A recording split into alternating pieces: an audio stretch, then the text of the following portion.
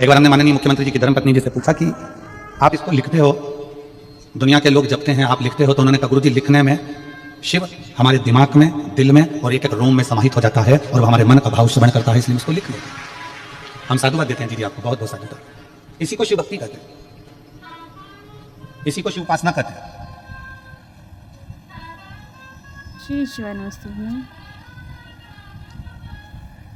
कई लोग ऐसे भी हैं इस छत्तीसगढ़ की धरा पर जो अपने शरीर पर राम राम राम राम राम राम राम लिख लेते हैं, राम में इतने डूब गए।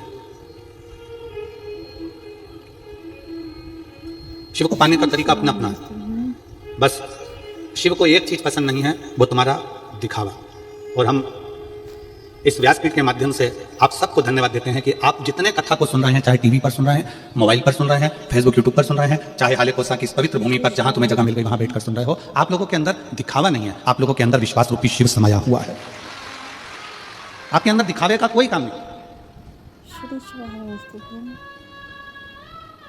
बाकी की जितनी कथा होती है ना, उसमें बैठने के लिए लोगों को गादी लगाना पड़ती है, चादर लगाना पड़ती है, आसन लगाना पड़ता है, कालीन बिछाना पड़ता है, कुर्सियां देना पड़ती है, सोफे देना पड़ते हैं, पूरी व्यवस्था करना पड़ती है।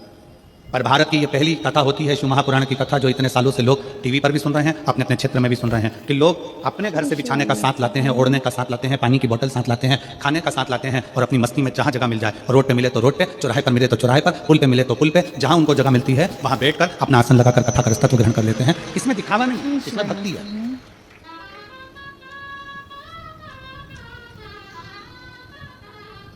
व्यासपीठ दिखे नहीं और तो भी आप कथा सुन रहे हो, ये आपके भीतर की श्रवण भक्ति है। शबरी अम्बा ने अपने कानों से सुना था, गुरु मातंग बाबा ने कह दिया था कि राम आएंगे, तो उनके कानों में ये बैठ गया कि राम आएंगे, मतलब सत्संग सुन लिया, कथा सुन ली कि आएंगे तो आएंगे।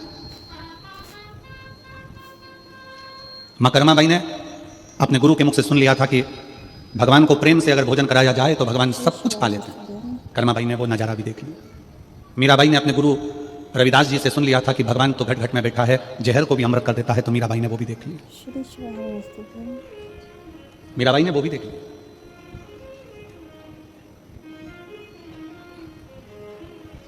कोई कहता है कि केदारनाथ जाना पड़ेगा, शंकर जी मिल जाएंगे। कोई कहता है सीहोर जाना पड़ेगा, शंकर जी मिल जाएंगे। कोई कहे उज्जैन जाना पड़ेगा, शंकर जी मिल जाएंगे। कोई कहे काशी जाना पड़ेगा, शंकर जी मिल जाएंगे। कोई कहे त्र्यंबकेश्वर जाना पड़ेगा, शंकर जी मिल जाएंगे। कोई कहे नर्मदा के घाट जाना पड़ेगा, शंकर जी मिल जाएंगे। शिव महापुराण की कथा कहती है शंकर तो तुम्हारे दिल में बैठा है, एक बार दिल से घर में बैठ कर भी पुकारोगे तो शंकर मिल जाएगा। वो दूर नहीं है, उसमें दूरी है ही नहीं। आप शिव को जहां बैठकर पुकारोगे शिव तुम्हारे पास नहीं।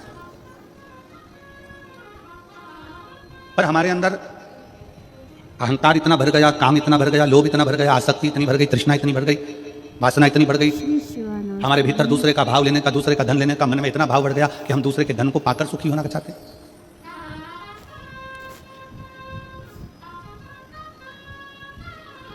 चोर कितने होते हैं? जैसे कपड़े की वैरायटी होती है उसी तरह चोटों की भी वैरायटी होती है। अलग अलग तरह के चोर होते हैं। किसी के घर में घुस गया बिना पूछे, वो भी जम के बोलो जरा चोर है, वो भी क्या है? चोर है। किसी का रखा हुआ सामान बिना पूछे उठा लिया, वो भी जम के बोलो चोर। किसी के घर में जाकर कोई सामान उठाकर लेकर चले गए, वो भी चोर, वो भी चोर। घर में कोई गाजर का हलवा बना, पूड़ी बनी, खिचड़ा बना, चावल बना, भोजन बना, भगवान को दिए बिना, भगवान को बिना भोग लगाए खा गए, वो भी चोर है।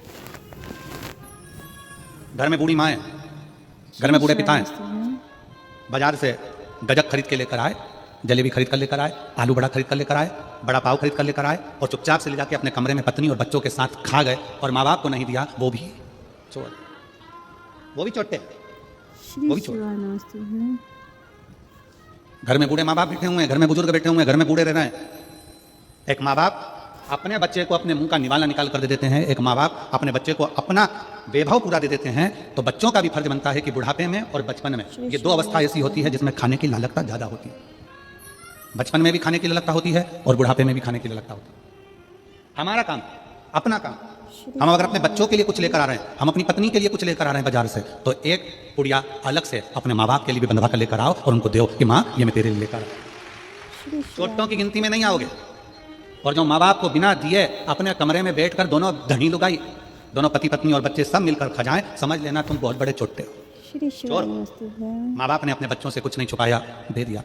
रोटी खाने माँ बैठी है, बच्चा पास में आ गया, माँ ने अपनी रोटी का निवाला पहले बच्चे को खिला दिया। पिता कुछ खा रहा है, बच्चा आ गया, पिता ने अपना निवाला बच्चों को दिया। श्री शिवानमस्तु भ्याम।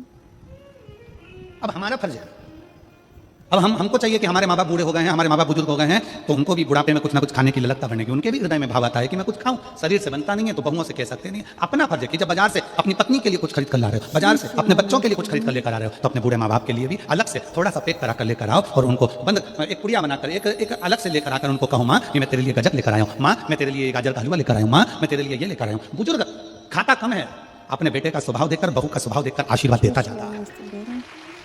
आशीर्वाद ज्यादा देता है।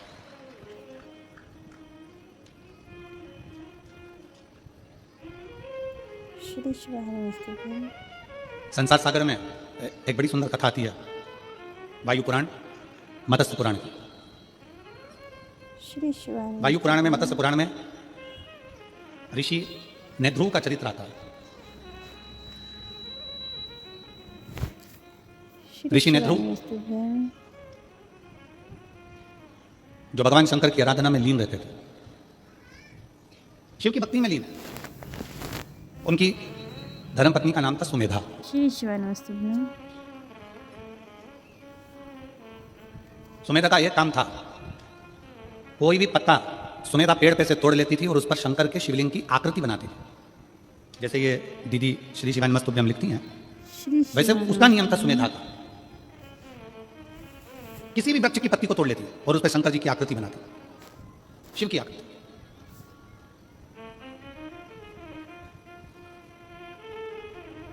उसने पत्तियां श्री शिवानमस्तु भ्याम। आकृति बना बनाकर ढेर सारी पत्तियां एकत्रित कर लेती थी और उन पत्तियों को फिर बाद में जल में एक एक कर विसर्जन करती थी, एक एक कर जल में विसर्जन करती सुमेधा। श्री शिवानमस्तु भ्याम।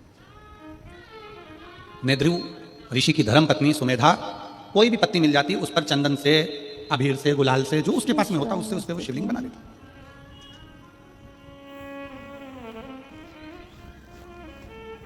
एक बार वो कहीं बैठी थी, शिवलिंग की आकृति पत्तियों पर बना रही थी, अपनी मस्ती में बैठी थी। एक विधवा लेडीज, एक बेधव्य महिला स्त्री, बहुत दुखी, जिसका नाम था शारदा। वायु पुराण का यह चरित्र है, मत्स्य पुराण में भी इस चरित्र का वर्णन आया है। नेध्रु ऋषि की धर्मपत्नी सुमेधा पत्ते के ऊपर शिवलिंग की आकृति बनाती है, शिवलिंग की आकृति। श्री शिवानमस्तु भ्याम। एक वेधव्य स्त्री जिसका पति उसको छोड़कर चले गया, प्राण छूट गए उसके।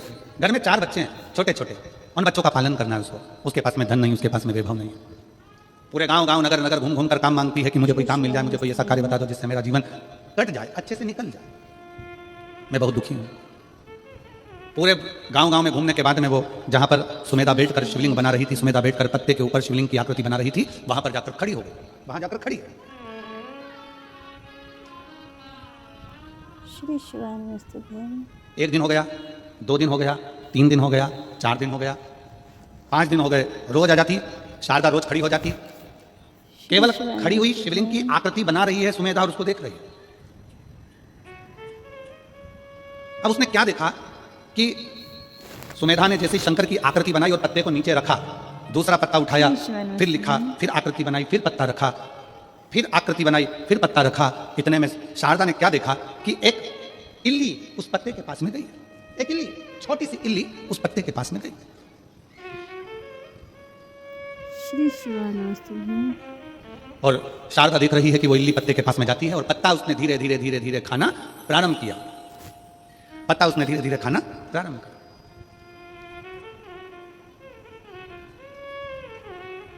श्री शिवानमस्तु भ्याम। कुछ देर तक शारदा देखती रही। उसने क्या देखा कि पत्ते को जैसे इल्ली ने खाना प्रारंभ करा और वो शंकर का जो शिवलिंग सुमेधा ने बनाया था, इल्ली खाते खाते वहां पर पहुंची है, उतनी देर में इल्ली के प्राण छूट जाते हैं और वो एक मनुष्य की आकृति धारण कर कानों में कुंडल, गले में माला पहनकर सामने से देव योग से वैकुंठ लोक की ओर, इस मृत्यु लोक से जा रही है। एक इल्ली, एक छोटी सी इल्ली पत्ते को खाई और वैकुंठ को जाई। शारदा को बड़ा आश्चर्य हुआ, मैं जंगल जंगल घूम रही हूँ, नगर नगर जा रही हूँ, गांव गांव जा रही हूँ, सबसे प्रार्थना कर रही हूँ, मेरे बच्चे भूखे हैं, भोजन चाहिए, मेरे बच्चों को क्या खिलाऊंगी, पति चले गया, मैं अकेली मेरे बच्चों को कैसे पालूंगी, नेत्रों से नीर बह रहा है। 5 दिन तक उसने लगातार यही लीला देखी। उस पत्ते को इल्ली खाती चली जाती, कोई जीव खाता चले जाता, कोई बकरी खाती चली जाती। उसने बड़ा विचित्र देखा। आखिरी में 7 दिन निकल गए और 7 दिन के बाद में वो अपने हाथ जोड़कर सुमेधा के सामने जाकर खड़ी हो गई। सुमेधा के सामने विनय करने के सुमेधा से कहा, ए बहन मेरे को एक बात कहना। सुमेधा ने कहा, तुम कौन हो? मेरा पति चले गया, शांत हो गया, मैं विधवा हूँ, विधवा हूँ। मेरा नाम शारदा है, मेरे 4 बच्चे हैं, भूखे हैं, भोजन नहीं मिलता, जगह जगह जाकर काम करती हूँ, कुछ उठा लाती तो अपने बच्चों को खिला दे। बहुत दयनीय स्थिति है मेरी। श्री शिवानंद मैंने देखा है आप पत्ते पर कुछ बनाती हो। सुमेधा मुस्कुराकर कहती है, मैं शिवलिंग बनाती हूँ। शिवलिंग? हाँ। श्री शिवानंद इससे क्या होगा? तो कहा, मेरे पति निध्रुव ने मुझे बताया था कि अगर शंकर का शिवलिंग किसी जगह अंकित किया जाता है तो वह अंकित किया गया शिवलिंग भी हमें तेज बल और तप प्रदान करता है। आप लोगों ने कभी देखा है कि एक राम नाम लेखन की बैंक भी होती है? आप लोगों को मालूम है? ऐसी किताब मिलती है, उसमें राम राम राम राम राम राम राम राम लिखते हैं लोग, नमः शिवाय लिखते हैं लोग, ओम नमः शिवाय लिखते हैं लोग, श्री शिवाय नमस्तुभ्यम श्री शिवाय नमस्तुभ्यम लिखते हैं। कौन कौन ने देखी हाथ उठा? देखिए आप लोगों ने, ऐसी किताब मिलती है, पर्चा मिलता है, उसमें आपको लेखन करना पड़ता है। उसका फल क्या है? भारत की भूमि पर कई लोग राम नाम लेखन करते हैं, भारत की भूमि पर कई लोग शिव नाम लेखन करते हैं, भारत की भूमि पर कई लोग भगवान शंकर का नाम, भगवान राम का नाम, भगवान कृष्ण का नाम लेखन करते हैं। उसका फल क्या? तो कहा, उस लेखन का फल यह है कि आप अगर जंगल में जाकर, वन में जाकर कहीं तप साधना नहीं कर सकते, क्योंकि तप साधना करने के लिए भी एकाग्रता चाहिए और लिखने के लिए भी एकाग्रता की जरूरत होती है। अगर आप कहीं वन में जाकर तप साधना नहीं कर सकते तो एक कॉपी पर आप भगवान का जब नाम लिखते हैं तो आपका दिल और दिमाग एकाग्र हो जाता है, भगवान की चरणारविंद में चला जाता है। वो तप के बराबर है, वो साधना के बराबर है। भारत की भूमि पर जितने लोग राम नाम लिखते हैं, लेखन करते हैं, कृष्ण नाम लिखते हैं, लेखन करते हैं, शिव नाम लिखते हैं, लेखन करते हैं, नमः शिवाय लिखते हैं, लेखन करते हैं, शंकर का मंत्र लिखते हैं, लेखन करते हैं, उन सबके चरणों को नमन करता हूं, क्योंकि आप भले वन में जाकर तप नहीं कर सकते, साधना नहीं कर सकते, पर लेखन करने में चित्त मन एकाग्र हो जाता है। फिर भगवान उसको तप साधना में गिन लेते हैं, क्योंकि इसने अपने मन को कंट्रोल कर लिया, अपनी इंद्रियों को कंट्रोल कर लिया। साधना करिए इसने, श्री शिवानंद मन को संयमित करा इसने। मैं धन्यवाद देता हूं राम नाम लेखन वालों को, मैं धन्यवाद देता हूं शिव नाम लेखन वालों को, मैं धन्यवाद देता हूं कृष्ण नाम लेखन वालों को, जो लिखते रहते श्री शिवानंद लेखन करते केंद्रित करना। सुमेधा कहती है, मेरे पति ने मुझे बताया था कि शिव नाम अंकित करना है, मैंने भगवान शंकर का शिवलिंग अंकित करा है। जब से मैंने अंकित करना प्रारंभ करा, तब से मेरे बाबा ने मेरे ऊपर करुणा करना प्रारंभ करी। मैं देखती हूँ कि इल्ली उस पत्ती को खाती है तो बैकुंठ चली जाती है, बकरी उस पत्ती को खाती है तो बैकुंठ चली जाती है। उस पत्ती को जो खाता है वो परम पद की ओर चले जाता है। मुझे समझ में नहीं आता, पर मैंने अपने पति का कहना माना। तब पूछा मैंने एक बार अपने पति से कि ये पत्तियां खाने वाला जीव परम पद की ओर कैसे चले जाता है? तो मेरे पति निध्रुव ने कहा कि जब तुम दिल, दिमाग, मन, चित्त, वृत्ति सब एक जगह लगा लेते हो तो हजारों हजार तप करने के बराबर तुम्हारी लेखन की मुद्रा हो जाती है और उसका फल उस जीव को प्राप्त हो जाता है। लेखन की उसका फल प्राप्त हो जाता है। शारदा ने कहा, मैं बड़ी दुखी हूं, मैं क्या करूं? सुमेधा ने कहा कि मैं नहीं बता सकती, पर मेरे पति निध्रुव के पास तुम जाओ, उससे विनय करो, वो तुम्हें जरूर मार्ग बताएगा। उसने मुझे मार्ग बताया है तो तुम्हें भी बताएगा। जाओ तुम जाकर बात करो। शारदा भगवान का नाम जपती जपती निध्रुव के पास पहुंच गई। निध्रुव बैठे तप साधना में थे। उन्होंने तुरंत पूछा, मां तुम कैसे आई? दीदी, जीजी, बेटी तुम कैसे आई? एक संत, एक साधु, सन्यासी, तपस्वी, साधक, उपासक, पक्का शिव भक्त, पक्का भगवान का उपासक, संत, साधु, सन्यासी, तपस्वी, तप करने वाला, साधना करने वाला, कोई संत, कोई महात्मा, कोई भी होगा ना, स्त्री को मां कहकर संबोधित करता है, क्योंकि उसके सामने भले युवान स्त्री भी खड़ी होती है ना, तो वो साधु हमेशा उसको मां ही कहता है। कोई बेटी खड़ी है ना, तो उसको बेटी कहकर पुकारता है, पर उसके नाम से कभी संत साधु किसी स्त्री को नाम से नहीं पुकारता, उसको मां संबोधन देगा।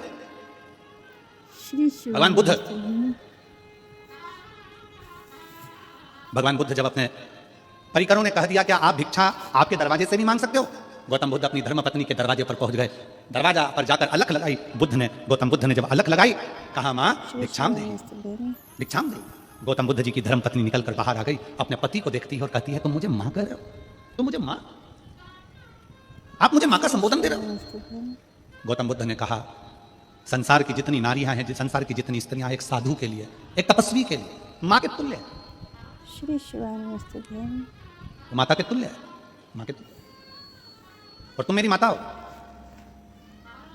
भारत की प्रत्येक बेटी, भारत की प्रत्येक स्त्री, भारत की प्रत्येक नारी अपने बेटे को भोजन कराए, चाहे अपने पति को भोजन कराए, चाहे अपने ससुर को भोजन कराए, चाहे अपने जेठ को भोजन कराए, चाहे अपने देवर को भोजन कराए, चाहे अपने नंदोई को भोजन कराए, चाहे अपने मामा को भोजन कराए, चाहे अपने फूफा को भोजन कराए। जिस समय पर घर की स्त्री भोजन परोसती है, जिस समय पर घर की स्त्री भोजन बनाती है, चाहे वो बेटी हो, चाहे वो बहू हो, चाहे वो माँ हो, घर की स्त्री जब भोजन बनाती है, भोजन परोसती है, उस समय पर वो पत्नी नहीं रहती है, उस समय पर वो एक माँ का स्वरूप हो जाती है, अन्नपूर्णा का स्वरूप हो जाती है। श्री शिवाय नमस्ते भैया। इसका प्रमाण है हमारा काशी, इसका प्रमाण है हमारी काशी की भूमि, जहां पर भगवान शंकर को पूरे विश्व का भरण पोषण करना है, पूरे विश्व का पेट भरना है, तो वो अपनी धर्म पत्नी पार्वती से भिक्षा मांगकर कहते हैं, मां अन्नपूर्णा, हे मां अन्नपूर्णा, अन्न दीजिए। पार्वती जी आश्चर्य में पड़ गई, तुम मुझे मां कर रहे हो? शिव, मैं आपकी अर्धांगिनी हूं, आप आज्ञा करो ना। शंकर कहते हैं, मां अन्नपूर्णा, भिक्षा दीजिए। अन्नपूर्णे सदा पूर्णे शंकर प्राण वल्लभे, हे मां कृपा करिए, आप हमको भिक्षा दीजिए। पार्वती जी कहती हैं, मैं तुम्हारी अर्धांगिनी, मैं तुम्हारी पत्नी, और तुम मुझे मां कहकर संबोधित कर रहे हो? मां? शंकर जी कहते हैं, जिस समय पर स्त्री अपने पति को भोजन देती है, जिस समय पर स्त्री अपने पति को अन्न का भाग देती है, जिस समय पर स्त्री अपने पति को भोजन कराती है, उस क्षण प्रत्येक संसार की स्त्री मां बन जाती है, अन्नपूर्णा बन जाती है। अन्नपूर्णा हो। श्री शिवाय नमस्ते भैया। माता भिक्षाम देई, भिक्षा दीजिए। माता भिक्षाम देई, भिक्षा दीजिए। संसार में जितने संत हैं, जितने साधु हैं, जितने सन्यासी, जितने तपस्वी, जितने साधक, जितने उपासक, कभी नाम लेकर नहीं बोलेंगे, दीदी कर बोलेंगे, जीजी कर बोलेंगे, बेटी कर बोलेंगे, मां कर बोलेंगे। माता का संबोधन दे देंगे, अम्मा, मां का संबोधन, आई, संबोधन कर बोलेंगे। संत की श्रेष्ठता इसी में,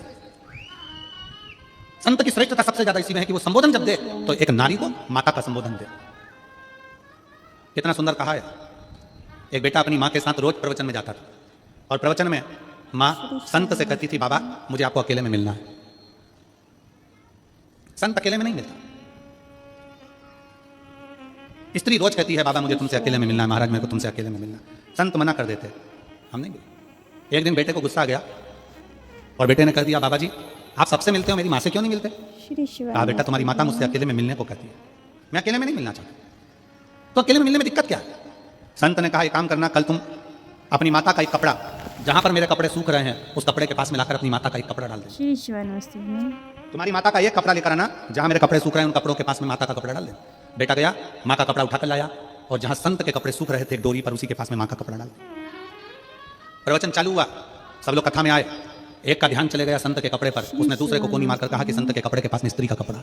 दूसरे ने तीसरी से कहा, संत के कपड़े के पास में स्त्री का कपड़ा। तीसरे ने चौथे से कहा, पूरे नगर में बात फैल गई कि ये महाराज अच्छा नहीं है, स्त्री का कपड़ा इसके कपड़े के पास में है, मतलब इसका संग स्त्री के साथ है। सब कथा छोड़ छोड़ कर चले गए।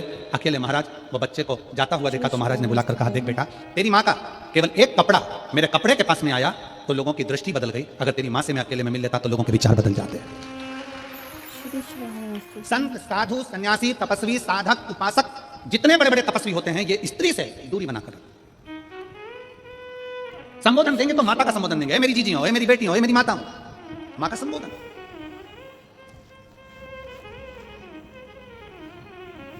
संबोधन दिया जाता है तो श्री माता। शिवाय नमस्ते भैया।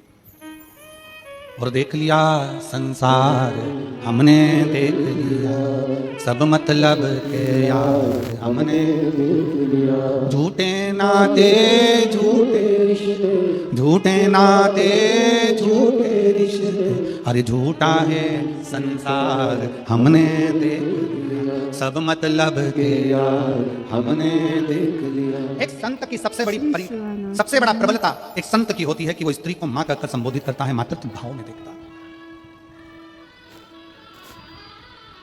एक संत की सबसे बड़ी प्रबलता होती है वो भोजन को बहुत अधिक मात्रा में नहीं पाता, त्याग की भावना होना चाहिए। श्री शिवाय नमस्ते भैया। क्या किया? उपास करते हो आप लोग? कोई सा भी उपास करते हो? कभी महीने, 4 महीने, 6 महीने, 1 साल में कोई सा उपास रखते होगे? अरे हाथ तो हिलाओ जरा, सही है? रखते हो सब लोग? रखो जरा। खाते ही खाते हो कि भूखे भी रहते हो? जम के बोलो जरा, थोड़ा भूखे रहते हो। श्री शिवाय भजन नमस्ते भैया। दबाकर करो, पर भोजन दबाकर मत करो। शास्त्र कहता है भजन दबाकर करो, भजन जितना कर सकते हो करो, पर भोजन दबाकर नहीं। श्री शिवाय नमस्ते भैया। जो दबा दबा कर खाता है वो एक दिन दवा खाने चला जाता है। दवा खाने जाता ही कौन है? जो ज्यादा दबा के खाता है। जो मिल जाए, इसने बिस्कुट दिया वो खा लो, टॉफी मिल गई वो खा लो, कोई खिचड़ी बांट दिया वो खा लो, चावल मिल गया वो खा लो, पूरन पोली मिल गई वो खा लो, रोटी मिल गई वो खा लो, पापड़ मिल गया वो खा लो, जो ला कर दे वो सब खा लो। खूब दबा दबा कर जो खाता है वो एक दिन दवा खाने चला जाता है। दवा खाने जाता ही कौन है? जो दबा दबा के खाता है। इसलिए खाने पर कंट्रोल होना चाहिए। थोड़ा सा बहुत ध्यान दे, भजन दबा कर करो, भजन जितना कर सकते करो, पर भोजन दबा कर मत करो, भोजन को थोड़ा सा दूरी बना कर। श्री शिवाय नमस्ते भैया। पर हमारे यहाँ तो बड़ी विचित्र बात है, कई कई लोग ऐसे भी हैं, चाय पीने बैठते हैं, अभी 5 मिनट पहले कोई के साथ बैठ कर पीती हो, 5 मिनट बाद कोई दूसरा आ गया तो आन लो, फिर पी गए, फिर कोई आ गया, और काका जी कैसे हो, जा बेटा चाय बना ले। श्री और शिवाय मेहमान के लिए चाय आई और काका जी के लिए नहीं आई तो मुंह फूल गया। हमारी कहाँ? मौसा जी आ गए, मौसा जी किसी से मिलने के लिए, फिर कोई आ गया, फिर कोई आ गया, फिर पापा जी अभी तो आपने चाय पी थी, पिताजी अभी तो आपने चाय पी थी, फिर कोई आ गया, फिर चाय, फिर चाय, फिर चाय, आन दो आन दो आन दो। शाम के 7 बजे फिर पेट में एसिडिटी होन दो, होन दो। अब पिताजी शाम को यहाँ से वहां से वहां, ना जाने बहू पूछ रही है पापा क्या हुआ, क्या पता, समझ में नहीं आ श्री शिवाय रहा, नमस्ते भैया। एसिडिटी हो रहा है, समझ में नहीं। 2 बजे रात तक अच्छे से सोया, 2 बजे के बाद फिर जाग गया। पत्नी ने पूछा श्री क्या हो शिवाय गया, नमस्ते भैया। एकदम उठ के बैठ गए, पता नहीं, दबा दबा कर खाया, इसलिए अब पेट भी दबाना पड़ रहा है, खूब दबा। थोड़ा कंट्रोल, थोड़ा कंट्रोल बहुत जरूरी है। अपनी इंद्रियों पर संयम करना बहुत जरूरी है। जब आप और हम अपनी इंद्रियों को संयमित करेंगे तो ये निश्चित है व्रत का फल मिलता जरूर है। जो उपास कर रहे हो उसका फल मिलेगा। संसार की प्रत्येक कोई जहां नेध्रु मुनि, नेध्रु ऋषि जिनके सामने शारदा आकर खड़ी हो जाती है, नेध्रु ऋषि। श्री शिवाय नमस्ते भैया। नेध्रु ऋषि के सामने शारदा आकर खड़ी हो गई और शारदा ने कहा बाबा जी गुरुवर मैं बहुत दुखी हूं, मेरे जीवन में ये संकट आ गया, मैं विधव्य हो गई, पति चले गया, बच्चे हैं, अब मैं करूं तो करूं क्या, क्या करूं, मैं भूखी हूं, मेरा परिवार, मेरे बच्चे भूखे हैं, उनको अन्न का भाग नहीं मिल पा रहा है, मैं क्या कर सकूं, भोजन के लिए मैं सब दूर गई।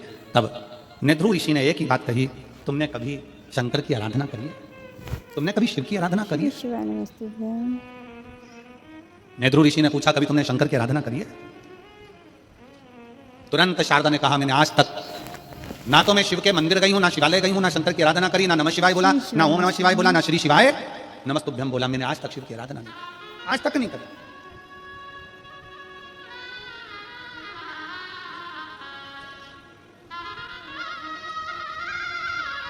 क्या तुम्हें किसी ने बताया नहीं? श्री शिवाय नमस्ते भैया। क्या तुम्हें कोई बताता नहीं है कि शंकर की आराधना का फल क्या है? मेरी जितनी जीजियां बैठी हैं, मेरे जितने जीजा बैठे हैं, जितनी मेरी बेटियां बेटाएं, जितनी मेरी माताएं यहाँ बैठी हैं, जितने मेरे भाई बैठे हैं, उनसे एक निवेदन करूंगा कि आपके घर के पास में आपका कोई रिश्तेदार अगर दुखी है, तकलीफ में है, तो उसको एक बात जरूर कहा करो कि तू शंकर जी के मंदिर में जाकर एक लोटा जल चढ़ाना प्रारंभ कर, मंदिर में साफ सफाई करना प्रारंभ कर, बाबा तेरे को देगा, बाबा तेरे को देगा। नमस्ते भैया।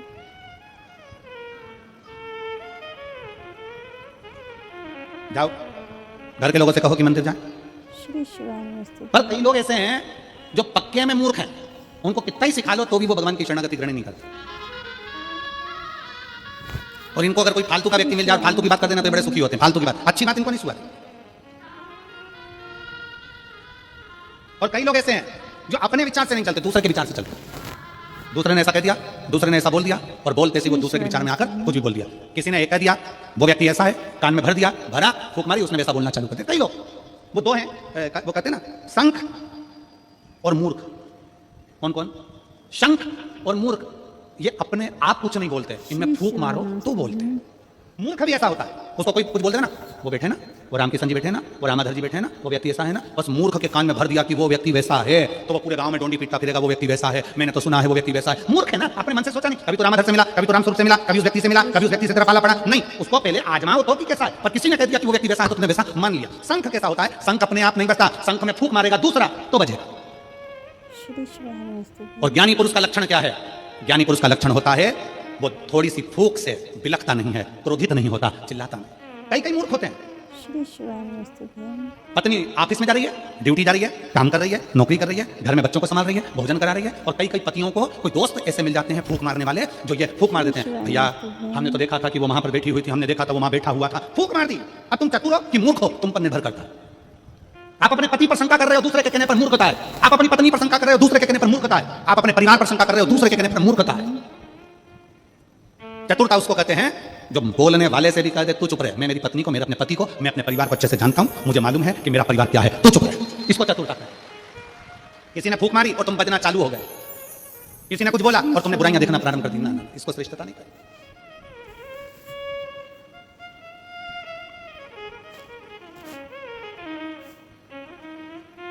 इसको श्रेष्ठता नहीं कही। पहले के जमाने में आज के जमाने में बहुत अंतर है। पहले के लोग कहते थे मैं तुम्हारे लिए जान दे दूं, जान बोलो तो सही। आज का जमाना ऐसा है कि अगर वक्त पड़े तो मैं तुम्हारी जान ले लूं, दूं तो नहीं। श्री शिवानंद एक लड़की लड़के से कह रही थी एक बार अपनी शादी हो जाए, मैं पूरे घर को स्वर्ग बना दूंगी, तुम चिंता बिल्कुल मत करो। श्री शिवानंद गार्डन में बैठ के बोल रही थी, आवाज कानों में गई तो पलट के देखा कि ये घर को स्वर्ग बनाएगी और घर में रहने वालों को स्वर्गवासी। श्री शिवानंद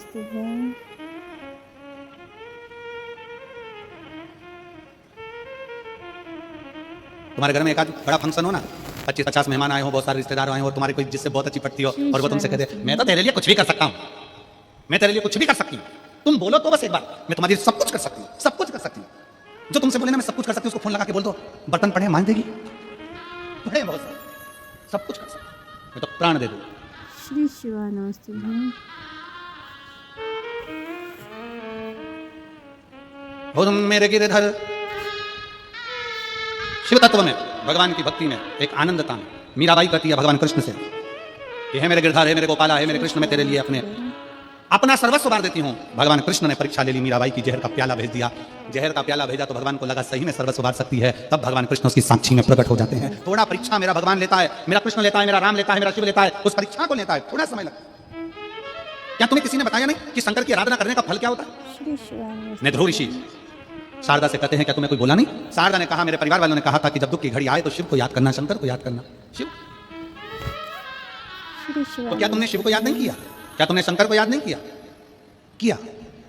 मैं थोड़े दिन भगवान के मंदिर गई, थोड़े दिन मैंने भगवान का भजन किया, थोड़े दिन मैं भगवान के मंदिर गई, फिर मैंने मंदिर जाना छोड़ दिया। क्यों? भगवान ने मेरा सुना ही नहीं। नेध्रू ऋषि ने एक बात कही, जितने शुभ भक्त यहाँ कथा सुन रहे हैं, जितने शुभ भक्त यहाँ पर बैठे हुए हैं, जितने शुभ भक्त आस्था चैनल पर कथा सुन रहे हैं, फेसबुक पर कथा सुन रहे हैं, बड़े ध्यान से सुनना। नेध्रू ऋषि ने पूछा तुम्हें तुम्हारे रिश्तेदारों ने कहा था कि शंकर के मंदिर जाओ तो तुम गई थी? हाँ गई थी। कितने दिन? थोड़े से दिन। फिर क्यों नहीं गई? मेरा मन नहीं लगा। क्यों? भगवान ने मेरी बात नहीं मानी, इसलिए मैंने मंदिर जाना छोड़ दिया। मैं मंदिर जाना छोड़ दी, मैं कथा जाना छोड़ दी, मैं भजन करना छोड़ दी। क्यों? भगवान ने मेरी सुनी नहीं। नेध्रू ऋषि ने कहा ओ मेरी माँ, बच्चा गर्भ में रहता है तो कितने महीने रहता है? जम के बोलो जरा, कितने महीने?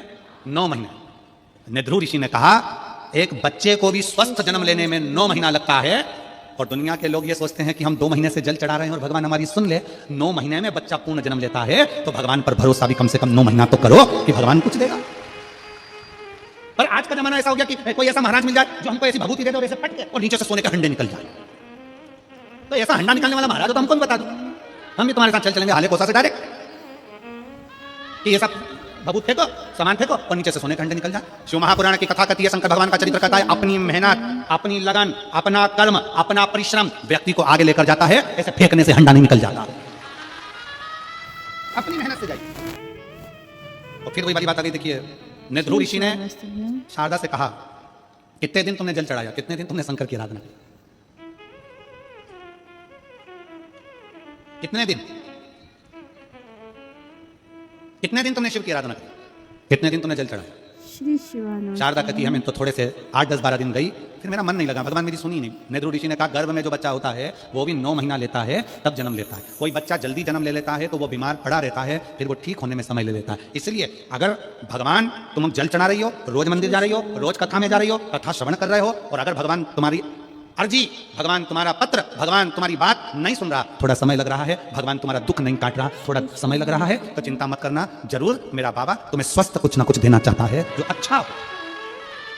जल्दी में दे देगा, जल्दी दे दिया और बाद में तकलीफ आ गई तो क्या मतलब? इसलिए थोड़ा रुक कर, आपका काम है मंदिर जाना, आपका काम है भगवान का भजन करना, आपका काम है भगवान का कीर्तन करना, आपका काम है भगवती स्मरण में डूबना, जाते रहो। श्री शिवानंद हमें क्या चिंता करना?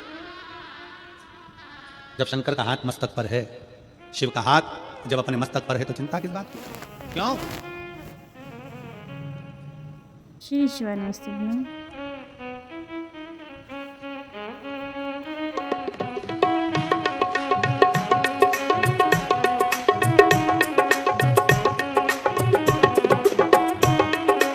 क्या करना फिर क्या करना, क्या करना फिर क्या करना, क्या करना फिर क्या करना, क्या करना फिर क्या करना, तेरे सर पर भोलेनाथ कर फिर क्या करना, तेरे पर भोलेनाथ कर फिर क्या करना, तेरे सिर पर भोलेनाथ कर फिर क्या करना, तेरे पर भोलेनाथ कर फिर क्या करना, क्या करना फिर क्या करना, क्या करना फिर क्या करना, ओ क्या करना फिर क्या करना, क्या करना फिर क्या करना, तेरे सर पर भोलेनाथ कर फिर क्या करना, तेरे पर भोलेनाथ कर फिर क्या करना, तेरे सिर पर भोलेनाथ कर फिर क्या करना, तेरे पर भोलेनाथ कर फिर क्या करना।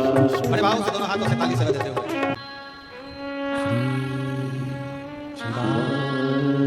नमस्ते श्री शिवाय श्री शिवाय नमस्ते श्री शिवाय नमस्तु श्री शिवाय नमस्तु श्री शिवाय नमस्तु भोला सब दुख काटो ओ भोला सब दुख काटो शिव शंकर जप तेरी माला भोले बाबा जप तेरी माला भोला सब दुख काटो ओ भोला सब दुख काटो वेश है मंगल मंगलकारी वेश है मंगल मंगलकारी शमशान वासी हमारा, शमशान निवासी हमारा, ओ भोला सब दुख काटो ओ भोला सब दुख काटो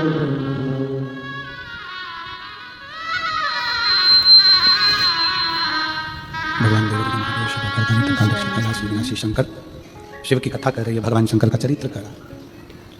नेध्रुव ऋषि शारदा से कहते हैं, शारदा क्या तुम्हें किसी ने बताया नहीं कि शंकर के दरवाजे पर जाने पर दुख कटता है, श्री शिवाय नमस्ते दुख समाप्त होता है। शारदा कहती है कि मुझे बताया तो था पर मैं गई भी पर थोड़े दिन। आप में भी कई मेरी जीजियां बेटी हैं, कई मेरे जीजा बेटे हैं, कई बेटियां बेटी हैं, बेटाओं बेटे हैं, कई माताएं बेटी हैं। ये विचार करे या कोई आस्था चैनल पर सुन रहा हो या फेसबुक यूट्यूब पर कथा को सुन रहा हो तो ये विचार करना 2 महीना 4 महीना 3 महीना 5 महीना नहीं, भगवान शंकर के मंदिर तो निरंतर जाते रहो। हो सकता है उसने तुम्हारे लिए कुछ अच्छा सोच कर रखा होगा, भंडार दिल से भरना होगा, उसके ऊपर निर्भर।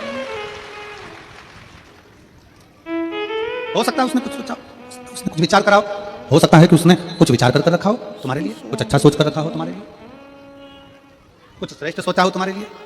भगवान ना सुने तो हम देवालय शिवालय जाना छोड़ देते, पर ना जाते रहो, श्री शिवाय नमस्ते जाते रहो, शिव तत्व श्रवण करते रहो। आप राम जी का भजन कर रहे हो तो भी ये मानकर चलो कि आप शंकर का ही भजन कर रहे हो, आप कृष्ण का भजन कर रहे हो तो भी ये मानकर चलो कि आप शिव का भजन कर रहे हो, आप शिव का भजन कर रहे हो तो भी ये मानकर चलो कि आप राम का भजन कर रहे हो, आप शंकर का भजन कर रहे हो तो भी मानो कि आप कृष्ण का भजन कर रहे हो। अब ये कथा हमारे चिरंजीवी श्री शिवम जी मिश्रा जी की 7 जनवरी से 13 जनवरी तक भतीजे की कथा। स्थान है श्री शिवाय नमस्ते देउलगांव राजा, जिला बुल्ढाना।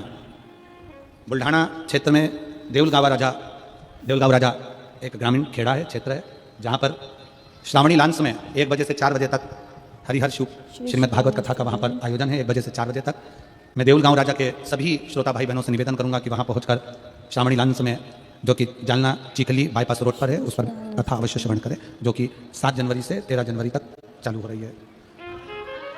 शिव तत्व को क्यों ना सुने? राम ही कृष्ण, राम ही शिव है, कृष्ण ही शिव है, और शिव ही राम है, और शिव ही कृष्ण है, शिव ही कृष्ण। जब हम भगवान शंकर की अविरल भक्ति को धारण करते हैं, जब हम शिव की अविरल भक्ति को धारण करते हैं, तो शिव हमारे करीब में होता है, हमारे पल पल, हमारे हर क्षण में शंकर हमारे। आप जिस कामना से आए हो, जिस भाव से आए, जिस विचार से आए, जिस सोच से आए, नेध्रुव ऋषि कह रहे हैं, शारदा वापिस जा शंकर के शिवालय, वापिस शंकर के शिवालय। और ये मत सोचना कि 1 महीने जाना है, 2 महीने जाना, 3 महीने जाना, 4 महीने जाना, 6 महीने जाना, 8 महीने जाना, जाती रहे, शिव के दरवाजे जाते रहो। आपसे भी निवेदन है, ये मत सोचना कि शिव महापुराण की कथा में 1 बार 2 बार 3 बार 5 बार 7 बार, ना, जाते रहो। तेरे मंदिर में आना मेरा काम है, और मेरी बिगड़ी बनाना तेरा काम है, जाते रहो, श्री शिवाय नमस्ते उसकी चौखट पर जाते रहो। और आप सब हाले को सवालों को हमारी तरफ से निमंत्रण है, 25 फरवरी से 3 मार्च तक कुबेरेश्वर बाबा का रुद्राक्ष महोत्सव है, जिसका दर्शन ही मात्र जीवन में आनंद दे देता है। ऐसे रुद्राक्ष महोत्सव के लिए सीहोर अवश्य पधारे। आप सबको निमंत्रण, पधारो बाबा के उस आनंदमय लीला का दर्शन करने। शिव तत्व को कहा जाओ। शारदा ने मंदिर में जाकर शंकर जी के मंदिर में जल चढ़ाना प्रारंभ करा। जैसे ही जल चढ़ाना प्रारंभ करा तो लोग शब्दों पर शब्द कहना प्रारंभ कर दिए। थोड़ा ध्यान रखिएगा। श्री शिवानमस्ते भैया। आप मंदिर जाना चालू कर दो, लोग तुमको ताना देना चालू कर देंगे। ये चल दी सती सावित्री, ये चल दिया शंकर जी को चेला, श्री शिवानमस्ते। ये चल दिया सियोर वाला महाराज जी का चेला। लोग ताना देना चालू कर। घबराना नहीं, टेंशन मत लेना। घबराना नहीं, टेंशन नहीं लेना। दुनिया ताने देती है ना, देने दो। ताना देने के बाद भोलेनाथ जो कृपा करते हैं ना, उसका फल ही दूसरा होता है। उसका फल ही दूसरा।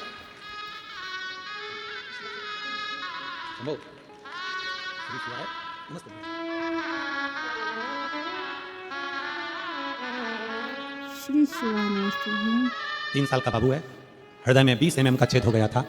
कथा के पंडाल में जाकर कथा श्रवण करी, बाबा से विनय करा, भिलाई में जाकर वापस जांच कराई, रिपोर्ट नॉर्मल आ गई, छेद नहीं निकला। ये शिव तत्व। श्री शिवानमस्ते भैया। एक विश्वास अपने भीतर, एक भरोसा अपने भीतर। दिन नहीं देखना, तिथि नहीं देखना, तारीख नहीं देखना, विचार नहीं करना कि मैं कल से मंदिर जाऊंगी कि परसों से मंदिर जाऊंगी कि नरसों से जाऊंगी। आज काल करे सो आज कर, आज करे सो अब। श्री शिवानमस्ते भैया। रोज जाओ शिव जी के लिए, प्रतिदिन। शारदा ने कहा कि लोग ताने देने लगे, अब शब्द करने लगे। दुनिया की रीति है, फिल्म देखने जाओगे कोई ताने नहीं देगा। श्री शिवानमस्ते भैया। दुनिया की रीति है, फिल्म देखने जाओ कोई ताने नहीं देगा। दारू पीने जाओ कोई ताने नहीं देगा। गंदे काम करोगे कोई ताना नहीं देगा, क्योंकि दुनिया के लोग चाहते हैं कि तुम नशे में मिलो। दुनिया के लोग चाहते हैं कि तुम्हारा घर बेकार हो जाए। दुनिया के लोग चाहते हैं कि तुम बर्बाद हो जाओ।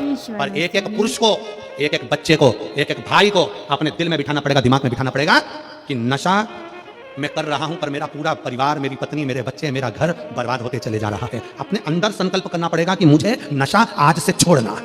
श्री शिवानमस्ते। ये संकल्प होना चाहिए। आपकी नगरी में कोई सदगुरु आए ना, आपकी नगरी में कोई गुरु अगर आपके नगर में आ जाए, तो गुरु को जब विदा करा करो ना, उससे पहले अपना एक अवगुण भी साथ में छोड़ दिया। तो एक अवगुण छोड़ दो कि मैं आज से ये नशा नहीं करूंगा, आज से मैं गलत काम नहीं करूंगा, आज से मैंने गुटखा छोड़ा, ये गुटखे के कारण कैंसर हो रहा है, ये गुटखे के कारण गठान हो रही है, कहीं मैं ये चीज खा लेता हूं तो पथरी हो रही है, ये हो रहा है, वो छोड़ो, गलत काम छोड़ दो। श्री शिवानमस्ते भैया। आप गलत काम कर रहे हो ना, कोई आपको रोकने वाला नहीं है। वाह वाह, बहुत बढ़िया, करे जा। क्योंकि दुनिया चाहती है कि तुम बर्बाद हो जाओ, दुनिया चाहती है कि तुम नष्ट हो जाओ। श्री रोती रोती शारदा ने ध्रुव ऋषि के पास वापस आ गई। गुरुदेव, मैंने मंदिर जाना चालू करा, शिव की पूजन करना चालू करी, शंकर की आराधना करना चालू करी, और लोग ताना देने लगे, आप शब्द करने लगे, आड़ा टेढ़ा करने लगे। मेरे को लोग, मैं विधवा हूं, बेधव्य हूं, लोग ताना देते, आप शब्द करते, आड़ा टेढ़ा करते। ने ध्रुव ऋषि ने कहा, अरे ओ शारदा, मेरी माँ, हे माता, मैं आपको प्रणाम कर कर कहता हूं, श्री शिवानमस्ते। अगर दुनिया के लोग ताना देते हैं ना, गाली देते हैं ना, आप शब्द कहते हैं ना, इनको कहने दो। इससे अपने जो पाप है ना पूर्व के, वो सारे की सारे कटना चालू हो जाते, पाप कटना प्रारंभ हो। इनको ताना देने दो, इनको गाली देने दो, श्री इनको अपशब्द कहने दो। शिवानमस्ते भैया। कई लोग कहते हैं गुरुजी हमारे रिश्तेदार हमको बहुत गाली देते हैं, हमको अपशब्द कहते हैं। हमने कहा भगवान की कृपा है, तुमको गाली पड़ रही है, ये करुणा है, दया है, पढ़ने दो। आग लगे बस्ती में, श्री जम के बोलो जरा, अपन रहो मस्ती में। क्या किसको रोइए, चादर तान के सोइए, कोई गाली बके बकने दो। श्री शिवानमस्ते भैया। जितनी गाली किसी को नहीं पड़ती होगी, उतनी हमको पड़ती है। और माइक पकड़ पकड़ के लोग अपशब्द कहते हैं। श्री शिवानमस्ते भैया। और किसी राष्ट्र के नेता को जितनी गाली नहीं पड़ती होगी, उतनी गाली माननीय प्रधानमंत्री जी को पड़ती होगी। लोग उनको भी खूब कोसते हैं, ये कह दिया, वो कर दिया, ऐसा कर दिया, वैसा कर दिया। पर जितना जितना बोलते हैं, जितना जितना ताना देते हैं, जितनी जितनी गाली देते हैं, जितना जितना अपशब्द करते हैं, उतना उतना व्यक्ति और ऊपर की ओर बढ़ता चले जाता है, और उन्नति की ओर बढ़ता चले जाता है। क्यों? क्योंकि उसके पाप क्षीण होते चले जाते हैं, उसके पाप सारे क्षीण हो जाते हैं, उसके पाप का असर तुमने ले लिया। श्री कितना सुंदर एक संवाद, एक राजा की, एक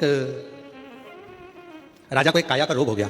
काया गल गल के टपक टपक के गिरने लगी। तो वो सारा इलाज करवा लिया, इलाज करवाने के बाद वो ठीक नहीं हुआ। तो उसने अपने गुरु से कहा, गुरुदेव, मेरा काया का रोग ठीक नहीं हो रहा है, मैं क्या करूं? गुरु जी ने कहा, ये काम करो, तुम्हारा भैया था वो कहां गया? तो क्या वो तो मर गया। भाभी है? हाँ, एक काम करो, भाभी जिस कमरे में सोती है ना, उस कमरे के बाहर चुपचाप से जाना और दरी बिछा के रजाई ओढ़ के सो जा। गुरुजी, केवल इतना करने से मेरा रोग मिट जाएगा? हाँ मिट जाएगा, जा सो। श्री शिवानमस्ते। अब राजा को लगा कैसा गुरु है, हर कोई सा उपाय बता देता है। हर कोई सा उपाय कि भाभी के कमरे के बाहर जाके सो जाना, तेरा रोग ठीक हो जाएगा। हर कोई सा उपाय बता देता है, जरूर श्योर वाले का पहचान वाला होगा, वो भी हर कोई सा उपाय बता देता है। जा सो जा भाभी के कमरे के बाहर, दरी बिछाना, सो जाना, रोग मिट जाएगा। सो गया। एक दिन सोया, 2 दिन सोया, 3 दिन सोया, 4 दिन सोया। एक द्वारपाल ने देख लिया ये रोज रात को राजा जाता है भाभी के कमरे में सोता है, भाई मर गया और ये भाभी के कमरे में जाकर सोता है। पूरे नगर में सूचना हो गई, नगर के लोग गालियां देने लगे, ऐसा खोला राजा जो भाई मर गया और भाभी के कमरे के अंदर जाकर सोता है। उसको मालूम तो था नहीं कि कमरे के बाहर सोता था, लोगों ने तो कह दिया कमरे के अंदर सोता।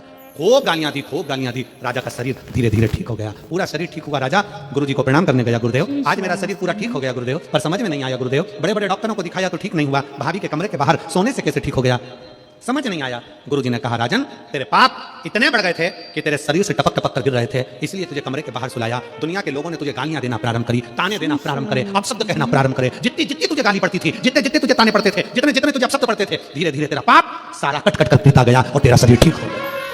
तेरा शरीर ठीक हो गया। मेरी बहुओं से निवेदन है, मेरी बेटियों से निवेदन है, मेरी माताओं से निवेदन है। कई बहुएं कहती है मेरी सास दिन भर गाली बकती है, कई बहुएं कहती है मेरी सास मुझे ताना देती है, गाली देती है। तुम बड़े खुश होना, सास को 4 साड़ी ज्यादा दिलाना कि कम से कम तुम्हारी सास गाली तो देती है, वो गाली जितनी देगी तो उतनी ब्यूटीफुल होती चली जाएगी, उतनी सुंदर, उतनी आनंद में। तुम प्रैक्टिकल करके देखो, प्रैक्टिकल करके देखो। बहू की तबीयत खराब, बहू की तबीयत खराब और सास ने बोलना चालू करा, ये तो नाटक करती है, नौटंकी है, इसके घर से सीख के आई है, ये करा, और सास ने ताना देना चालू करा। तुम देखना बहू जब बिस्तर पे पड़ी तो उसको धीरे धीरे एनर्जी आएगी, धीरे धीरे एनर्जी आएगी। अभी वो बीमार थी, थोड़ी देर में बोल तो जरा पावर आ गया। कोई ताना देना, गाली देना, अपशब्द कहना, बड़े खुश होना, बड़े प्रसन्न। बाबा को धन्यवाद देना, तुम्हारी कृपा से आज मुझे गालियां पड़ रही है, अच्छी बात है, कोई बात नहीं। और हर चीज परमात्मा पर छोड़ दो। प्रभु आपकी कृपा से सब काम करते हो भोले बाबा, मेरा नाम करते हो भोले बाबा, मेरा नाम मेरा आपकी कृपा से सब काम। मैं तो नहीं हूँ काबिल तेरा पार कैसे पाऊं, मैं तो नहीं हूँ काबिल तेरा पार कैसे पाऊं। टूटी हुई वाणी से गुणगान कैसे गाऊं, टूटी हुई वाणी से गुणगान कैसे गाऊं। और करता नहीं मैं कुछ भी, सरेआम हो रहा मेरा आपकी कृपा से सब काम हो। ये शिव की उदारता है, शंकर की कृपा, उनकी करुणा, उनकी दया है। कुछ मिल रहा है उनकी कृपा से मिल रहा है, कुछ दे रहा है उनकी दया से दे रहा है। श्री शिवाय नमस्ते भैया।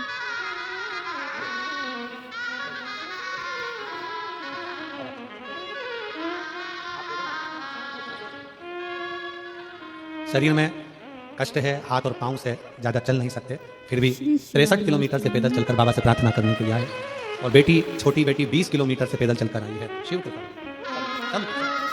एक उसकी उदारता। शारदा कह रही है कि मुझे अपशब्द कराए हैं, नेत्रो ऋषि कराए, देने दे ताना। बाबा सुनेगा, थोड़े दिन तक ताना सुनना, जल चढ़ाना, शिव की आराधना करना। और शारदा ने प्रारंभ किया आराधना। अब दुनिया के लोग कुछ भी कहें, शारदा अपनी भक्ति में लग गई, ऐसी भक्ति करी कि अब शारदा को कहीं जाने की जरूरत नहीं पड़ी। एक साहूकार निकल कर जा रहा था, निकलते निकलते उसको प्यास लगी, बेटा मुझे पानी पिला दे। शारदा ने कहा, ये जल तो मैं शंकर जी के लिए लेकर जा रही हूँ बाबा, बेटा बहुत प्यास लगी है। शारदा ने जल लेकर साहूकार को पिला दिया। साहूकार ने मरते मरते अपनी पूरी वसीयत, पूरा धन उस शारदा के नाम कर दिया। भगवान ने पूरा भंडार एक क्षण में कर दिया, एक क्षण। देवता देते हैं पल्ला झाड़ कर, मेरा महादेव देता है चप्पर फाड़ कर, इसलिए उसका नाम है कुबेरेश्वर महादेव। क्या नाम है? कुबेरेश्वर महादेव। वो कुबेर को भंडार देने वाला, वो लक्ष्मी को संपदा देने वाला, वो नारायण को लक्ष्मी देने वाला, वो साधारण नहीं है, कुबेर भंडारी है, कुबेरेश्वर। श्री शिवाय नमस्ते भैया। समय आया, दक्ष प्रजापति के यज्ञ में शिव का अपमान जानकर सती मां जलकर भस्म हुई। हिमालय राज के घर में वही सती माता जन्म ले ली। बाल्यावस्था से शिव की आराधना करी, शंकर की आराधना बाल्यावस्था से। श्री शिवाय नमस्ते। शिव की आराधना, शिव भक्ति करो। और भगवान शंकर की आराधना में जैसे ही डूबी, बाबा देवाधिदेव महादेव, ओघड़दानी, त्रिकालदर्शी, कैलाशी से विवाह करने की आतुरता रही, पर माता मैनावती ने अपनी बेटी को समझाया, श्री शिवाय नमस्ते भैया। समझा।